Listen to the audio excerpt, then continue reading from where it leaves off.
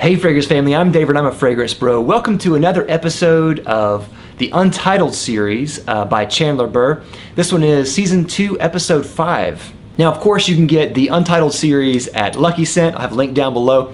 This episode is sold out, but luckily for you I have a bottle that I'm going to give away. So all you have to do to enter the giveaway is just comment down below and I'll choose one at random and I will send it to you. Hopefully it'll arrive before the reveal date, which is November 1st. Now, of course, if this is your first episode watching the Untitled series, it is an artistic kind of experiment by Chandler Burr to kind of put a blindfold on people as they smell these classic works of fragrances. Some are new, some are classic, but basically it's just the juice stripped down with no packaging, no nothing, not even a name. So you can smell it just on its own and see how it is from an artistic perspective. Now Chandler Burr talks about how this is a very underappreciated scent. It is quietly masterful. It belongs to one of the most significant collections in perfume history, and it's by two world-class perfumers. He says this is very quiet and that it is a work of moderately abstracted realism, and talks about how it's lush and it's the opposite of edgy and different things like that. Now what I get out of this is it smells very classic. It smells like a very classic women's perfume. I could be completely wrong, but it smells a little bit older. It smells a little bit dated to me. I don't mean that in a bad way. It just has that type of vibe coming from it. It smells like something that I've smelled before. It smells immediately recognizable whenever I smell it.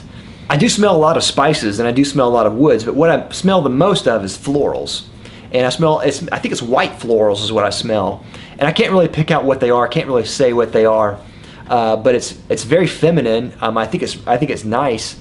It's not something I would want to smell on my wife necessarily, but I think it's really nice. As for what Chandler Burr says, I can see where he's going with it. It is very warm. It is very kind of understated. I can see why it would be kind of underrated in some ways. It does seem like it's on the quiet side as far as the scent. As far as what the scent speaks is on the quiet side, not necessarily the performance.